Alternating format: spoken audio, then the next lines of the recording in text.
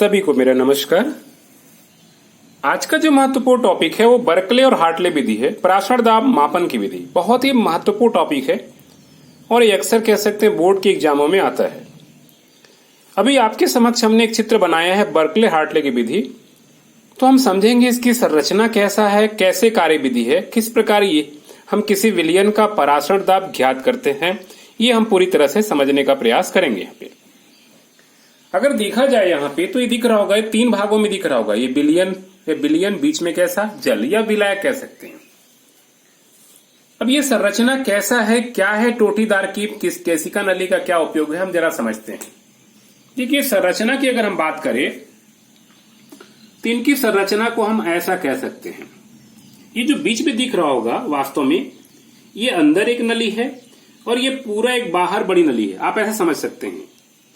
ये इस प्रकार क्या है, एक भीतरी नली होती है और इसके ठीक ऊपर जो है कह सकते हैं एक बड़ी, दोनों कहते हैं सम केंद्रीय नली होती है। दोनों का सेंटर क्या होगा, एक ही होगा, केंद्र एक ही होगा, ऐसा नली है। इसीलिए आपको तीन पार्टों में दिखाई दे रहा होगा। यहां बिलियन दिख रहा होगा, ये बाहरी नली भरा होता है तो बिलियन ऊपर नीचे दिखाई दे रहा होगा। और ये जो बीच की नली है, ध्यान रखिएगा, ये अंदर भीतरी नली है। ये किस प्रकार व्यवस्था किया गया हम बताएंगे। अब बात करें अंदर का, देखिए जिसमें से भीतरी नली होती है ना, ये भीतरी नली सरंध्र पात्र का, इस पर छोटे छोटे इसमें छेद वाली नली होती है पूरी तरह से। इस प्रकार छोटे छोटे क्या होंगे, ये छिद्र होंगे। यहां पे नहीं दिख रहा होगा, अब है क्या जरा समझिए। इसी छिद्र पे क्या करते हैं, पालिश किया जाता है।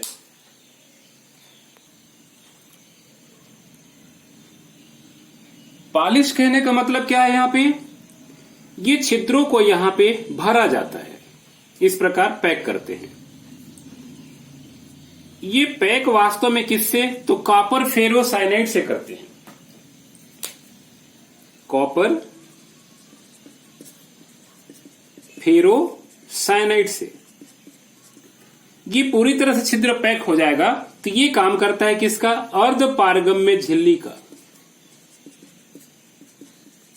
सेमी परमिएबल मेम्ब्रेन का। ये दिख रहा होगा, ये जो दिख रहा होगा काला, ध्यान रखिएगा, ये वास्तव में वही क्या है, अर्ध पारगम्य झिल्ली है। ये यहां लिखा होगा अर्ध पारगम्य झिल्ली है। यानी कॉपर फेरोसाइनाइड का जो है कह सकते हैं लेयर, जो छिद्र को भरा हुआ है, ये अर्ध पारगम्य झिल्ली का कार्य करता है। हम यहाँ छिद्र नहीं दिखाकर क्या किया, हमने मोटा काला परत दिखाया है जो ये शो कर रहा है कि क्या है, अर्ध पारगम्य झिल्ली है। तो हमने क्या कहा, अंदर की नली क्या होती है, धातु की बनी होती है भीतरी नली, और ये सरंध्र पात्र का बना होता है और इस पर विद्युत विधि से तैयार किसका, कॉपर फेरोसाइनाइड का लेप लगा होता है, जो कैसा काम करता है, अर्ध पारगम्य झिल्ली का काम करता है। अगर देखा जाए तो इसी नली से कह सकते हैं एक सिरे पर क्या होगा, इस प्रकार केशिका नली, केशिका मतलब बाल के समान छोटी छिद्र वाली नली जुड़ी होगी, केशिका नली। ये बाकी क्या होगा, इस प्रकार इसको पैक कर देते हैं।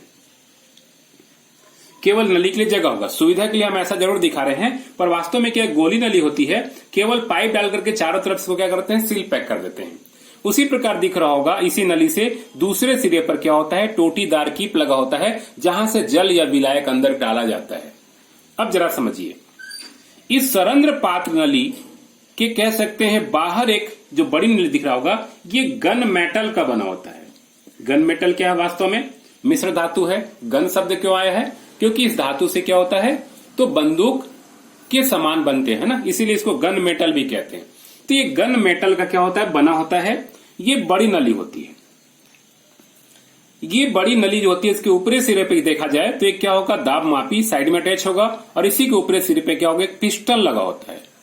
इसी पिस्टन की सहायता से बाहरी पात्र में क्या करेंगे, हम विलयन पे दबाव लगाया जाता है। कुल मिला के यही है इसकी संरचना।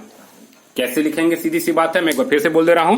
तो ऐसा हम कह सकते हैं कि पराशर दाब का मापन जो होता है बर्कले हार्टले की विधि के द्वारा किया जाता है। इस विधि में धातु की दो सम केंद्रीय, है ना, बिल्कुल सेम सेंटर वाले कह सकते हैं नली, धातु की दो सम केंद्रीय नलियां लगी होती हैं। अंदर की नली जो होती है वो कैसा होता है, सरंध्र पात्र का बना होता है, जिस पर विद्युत विधि से तैयार कॉपर फेरोसाइनाइड का लेप लगा होता है, जो कैसा होता है, अर्ध पारगम्य झिल्ली का कार्य करता है। इस नली के एक सिरे से कैसा केशिका नली और दूसरे सिरे से कह सकते हैं क्या टोटीदार कीप लगा होता है। इस सरंध्र पात्र और नली को घेरे हुए बाहर एक बड़ी नली होती है जो गन मेटल का बना होता है। इस नली के ऊपरी सिरे से एक पिस्टन है ना, दाब मापी या पिस्टन लगा होता है और इसी के साथ में क्या होता है एक दाब मापी भी लगा होता है। जितना भी इस पिस्टन पे हम दाब लगाएंगे वह दाब क्या करता है यहाँ पे मापता है। कुल मिला के हमको इतनी ही संरचना के बारे में हमको जानकारी देना है। अब जरा समझते हैं कि इसकी क्रिया विधि कैसे कार्य करता है, जरा समझिए। तो बहुत ही सिंपल प्रोसेस है इसकी क्रिया विधि, परीक्षा में अक्सर पूछता है। देखिए करते क्या है।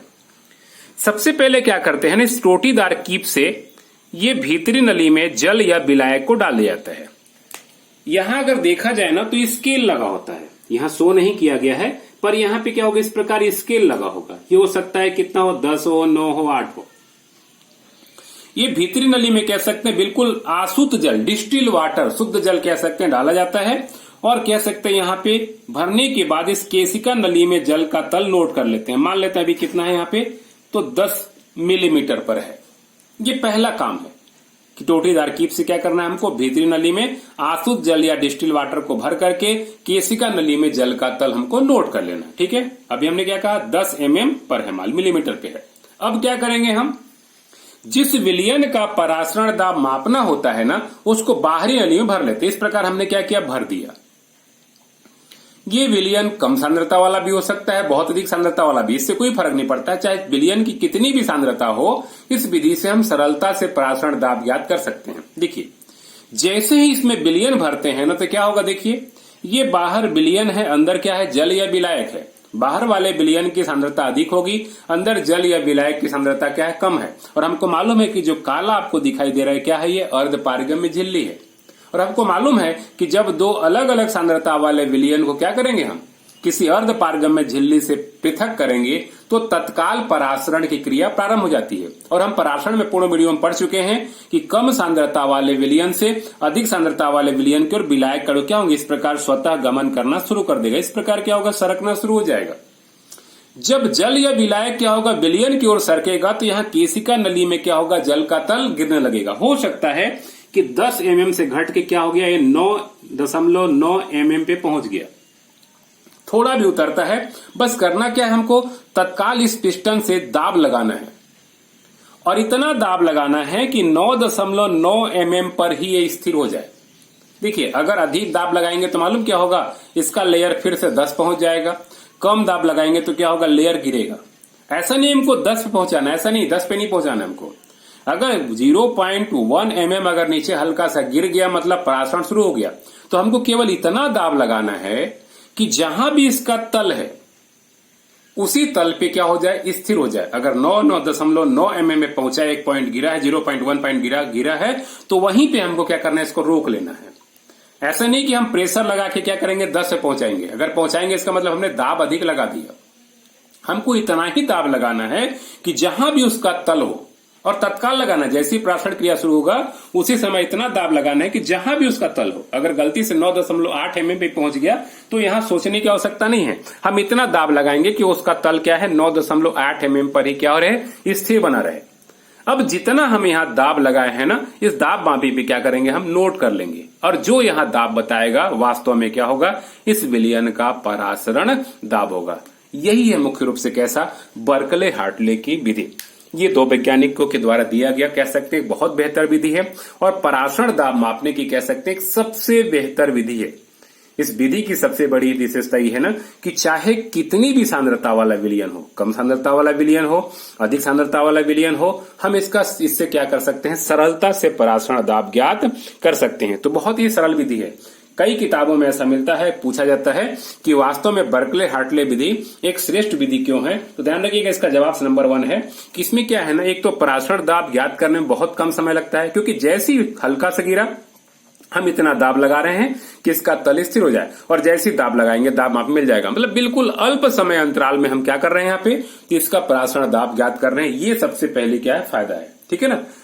दूसरी फायदा क्या है, सीधी सी बात है, किस विधि में विलयन की सांद्रता चाहे कितनी भी हो, हम कितना भी दाब लगाए, यहां कोई विशेष झिल्ली नहीं लगा है कि उसके फटने की आवश्यकता है।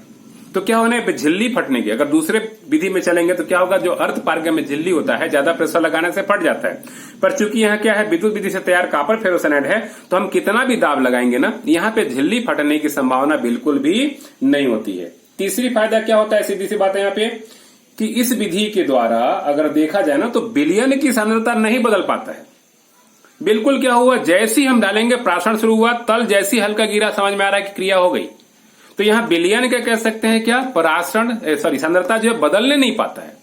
और जब विलयन की सांद्रता नहीं बदलेगी तो सीधी सी बात है, जो परासरण दाब आएगा बिल्कुल क्या होता है, सही आएगा। ठीक है दोस्तों, यही है मुख्य रूप से कैसा विलयन का परासरण दाब ज्ञात करने की कौन सी विधि, बर्कले हार्टले की।